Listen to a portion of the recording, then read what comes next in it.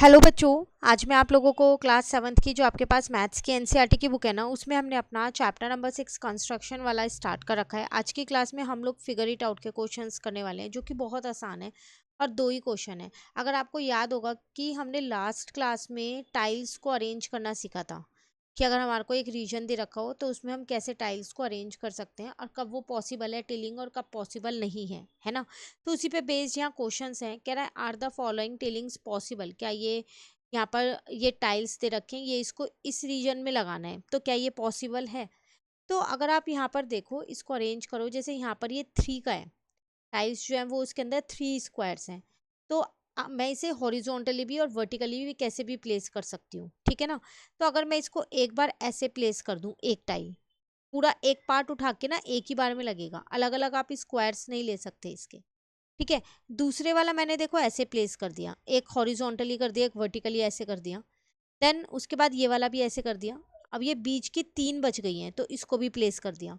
तो सारे squares complete हो गए स्टाइल की हेल्प से। तो इसका मतलब यहाँ पर आप कह सकते हो कि जो ये टाइल्स हैं ये इस पूरे रीजन को कवर्ड कर देगी। Are the following tiling possible, तो इस वाले में आप लिख सकते हो टिलिंग इज पॉसिबल, ठीक है। अब अगर हम उसके बाद सेकेंड वाला देखें, तो जो ये सेकेंड वाला रीजन है ये बहुत बड़ा है। तो हमने यहाँ पर, अगर आपको याद हो तो हमने क्वेश्चन इससे रिलेटेड भी समझा था। अगर कुछ ऐसे हो जिसमें बीच का एक स्क्वायर निकाल लिया या फिर साइड से निकाल लिया, तो हम उसमें क्या करते थे, ब्लैक एंड वाइट वाला टाइल्स का कॉन्सेप्ट यूज करते थे ना। ये प्लेन ग्रिड हो गया, ये ब्लैक एंड वाइट ग्रिड। तो हम इसमें भी क्या करते हैं, वही ब्लैक एंड वाइट ग्रिड वाला कॉन्सेप्ट यूज करते हैं, क्योंकि यहाँ से भी हमारे जो स्क्वायर्स हैं वो मिसिंग है, ठीक है। तो हम क्या करते हैं, अगर हम इसे ब्लैक एंड व्हाइट में कन्वर्ट कर लें, तो आपको पता है जो ब्लैक है वो व्हाइट का नेबर होगा और जो व्हाइट है वो ब्लैक का नेबर होगा। यही सीखा था हमने लास्ट क्लास में। तो अगर मैं इसको व्हाइट लेती हूँ, इसको ब्लैक लूंगी, तो इसको व्हाइट लूंगी, इसको ब्लैक, देन व्हाइट हो जाएगा, देन ब्लैक, देन व्हाइट। फिर इसके नीचे ब्लैक होगा तो इसका नेबर व्हाइट हो गया, फिर व्हाइट यहाँ, ब्लैक यहाँ पर आ गया, white, black, white, black, then white हो जाएगा, ये ब्लैक हो जाएगा, ये व्हाइट हो गया, ये ब्लैक हो गया, ये व्हाइट हो गया, नेबर्स हो गए। देन ये ब्लैक व्हाइट हो गया, यहाँ पर ब्लैक लिख दिया, यहाँ व्हाइट लिख दिया, यहाँ ब्लैक, यहाँ व्हाइट आ गया। इसके साथ वाला ब्लैक हो जाएगा।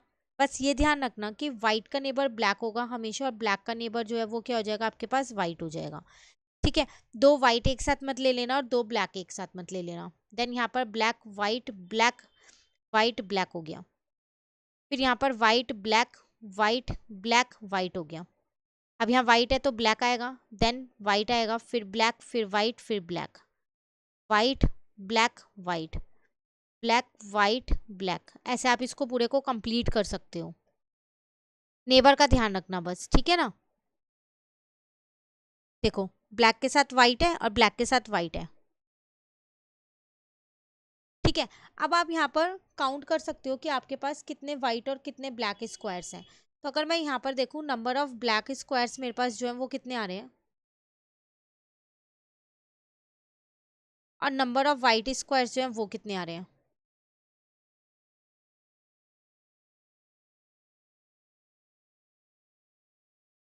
ठीक है, इसको भी मैंने व्हाइट और ब्लैक ले लिया टाइल को।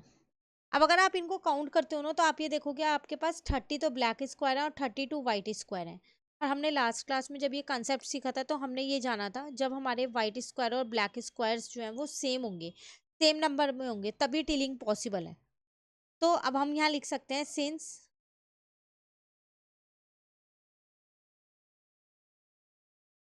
This numbers are not equal, ये इक्वल नहीं है, क्योंकि व्हाइट और ब्लैक स्क्वायर्स जो है वो अलग अलग है, एक 30 है एक 32 है, दो मिसिंग है। तो यहाँ पर आप कह सकते हो कि जो टिलिंग है वो पॉसिबल नहीं है, तो tilling is not possible.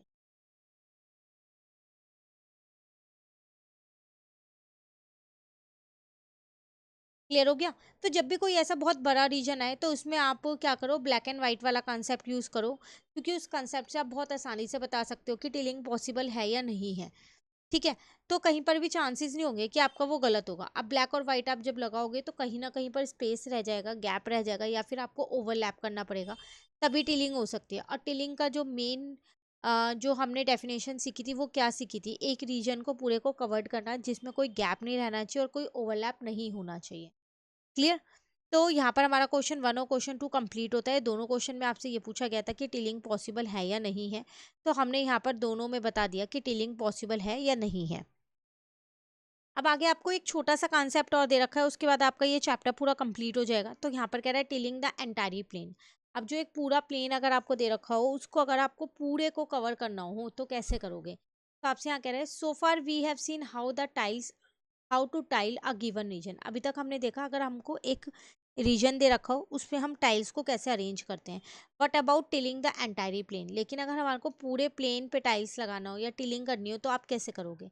Can you think of a shape whose copy can tile the entire plane. क्या आप ऐसी कोई शेप बता सकते हो जिसकी कॉपी जो है वो पूरे प्लेन को, एंटायर प्लेन जितना भी सरफेस होगा, बेस होगा, उस पूरे को टाइल कर सके। ऑब्वियस सी बात है, क्लियरली स्क्वायर कैन वो कर सकते हैं। जैसे अगर आप यहाँ देखो एक स्क्वायर है और ये आपके पास टाइल है, तो आप ये पूरा कवर्ड कर पाएगा। Are there other regular polygon that can tile the plane. क्या कोई और ऐसा रेगुलर पॉलीगन होता है। रेगुलर पॉलीगन आप सभी को पता है जिसकी सारी साइड्स इक्वल होती हैं। फॉर एग्जाम्पल इक्विलेटरल, स्क्वायर की उन्होंने बता ही दिया, रेगुलर हेक्सागन, रेगुलर पेंटागन, ये सब। तो कह रहा है कोई और ऐसा पॉलीगन है जो पूरे प्लेन को टाइल कर सकता है। What about equilateral triangle. अगर मैं इक्विलेटरल ट्राइंगल की बात करूँ तो आप क्या कहेंगे। यहाँ पर ये बने हुए हैं equilateral triangles. Tilling with equilateral triangle show the possibility of tilling with another regular polygon. तो ऑब्वियस सी बात है, अगर आपके पास जो टाइल है वो इस शेप की हुई, ट्राइंगल के शेप की, तो आप यहाँ पर पूरा इजिली टिलिंग कर पाओगे। ठीक है, तो ऐसे और भी पॉलीगन्स होंगे, हेक्सागन हो गया, पेंटागन हो गया, हेप्टागन हो गया। तो आप plane can be tiled using regular hexagon as well. तो आप और भी रेगुलर पॉलीगन्स के साथ टिलिंग का प्रोसेस कर सकते हो। तो उन्होंने यहाँ आपको वो रेगुलर हेक्सागन का एक और एग्जाम्पल ये दे दिया है। A plane can also be tiled using more than one shape and using non regular polygon. ऐसा भी हो सकता है, ज़रूरी नहीं है कि जब आप टिलिंग कर रहे हो तो एक ही शेप हो, या तो स्क्वायर हो या ट्राइंगल हो या रेक्टेंगल हो या फिर हेक्सागन हो या पेंटागन हो। आप एक से ज़्यादा शेप भी ले सकते हो। और दूसरी बात, ऐसा भी ज़रूरी नहीं है कि आप रेगुलर पॉलीगन ही लो जिसकी सारी साइड्स इक्वल हो। आप नॉन रेगुलर पॉलीगन भी ले सकते हो, जैसे रेक्टेंगल हमने ले लिया, आइसोसेलेस ट्राइंगल ले लिया, उस केस में भी पॉसिबल हो सकता है। ठीक है, कह रहे people such as a great Dutch artist Escher 1898 to 1972 who works explore mathematical themes such as tiling. तो यहाँ पर एक आपको एक ये बता रखा है, आर्टिस्ट है, उसने क्या किया था, यहाँ पर मैथमेटिकल थीम्स बताई थी, उसने ही ये टिलिंग का थोड़ा बहुत बताया था। Having come up with creative way, उन्होंने अलग अलग आपको क्रिएटिव वेज बताए गए कि किस तरीके से आप एक प्लेन पे टिलिंग कर सकते हो विद एनिमल शेप्स के साथ बताए। कुछ एग्जाम्पल्स उन्होंने यहाँ पर आपको दे दिए, ये रे ए और बी आपके कुछ एग्जाम्पल्स हैं। वो इनमें भी टिलिंग रहा है बट एक क्रिएटिव वे से हो रहा है, तो इसमें एक कॉमन शेप नहीं है, अलग अलग शेप है। अगर आप देखो तो यहाँ पर आपके पास रेक्टेंगल, ट्राइंगल और ये पेंटागन, 1 2 3 4 5 6, सॉरी हेक्सागन, कितनी सारी शेप्स मिलके हो रहा है। ट्राइंगल भी है इसमें, स्क्वायर कह लो या रेक्टेंगल कह लो या फिर आप हेक्सागन कह लो। सेम ऐसे अगर आप इसमें देखो तो आप अलग अलग इन शेप्स को देख सकते हो, सारी शेप्स डिफरेंट डिफरेंट है यहाँ पर। तो इनमें भी टेलिंग पॉसिबल है, और देखो कहीं पर भी ओवरलैप नहीं हो रहा और कहीं पर भी गैप नहीं है। ठीक है ना। फिर आपसे क्या कह रहा है, और भी शेप्स अच्छे आपको यहाँ दे रखे हैं। देखो फिश एनिमल्स की भी है, यहाँ पर हॉर्स की शेप दे रखी है, यहाँ पर ये एक किंग टाइप कोई बैठा हुआ है। ठीक है, ये हो गया आपके पास फिश हो गई है, इस शेप्स की भी टिलिंग पॉसिबल होता है। एक शेप आपको ये भी दे रखी है। Mathematicians are still exploring various way of tiling the plane. अभी भी मैथमेटिशियंस हैं जो और नए नए तरीके देख रहे हैं कि हम टिलिंग और किन किन तरीके से कर सकते हैं। तो tiling be was found as recently as 2023। तो जो ये वाली टिलिंग है ये अभी रिसेंट में ही फाउंड की गई है। ठीक है, पहले की बाकी की जो है ये पहले भी थी बट ये रिसेंट है। Have you seen tilling in daily life. कभी आपने डेली लाइफ में देखा है। नॉर्मली बेडशीट वगैरह पे देखना, उस पे होता है, ऐसे क्रिएटिव्स बने हुए होते हैं। They are often use in building and in designs, buildings में होता है, डिजाइंस में भी होता है। Tiling are found in nature too, आप नेचर में भी देख सकते हैं, वहाँ भी आपको मिलेगा। The front face of beehives and some wasp nest are tiled using hexagonal cells. तो देख रहे हो यहाँ पर ये कुछ हेक्सागोनल सेल्स से बनी हुई है, तो ये भी एक टिलिंग ही हो रखा है। These cells are used by insect to keep their egg, larva and pupa safe as well as to store food। तो इन सेल्स को इंसेक्ट्स यूज करते हैं अपना फूड स्टोर करने के लिए। ठीक है, अपने एग्स को रखने के लिए।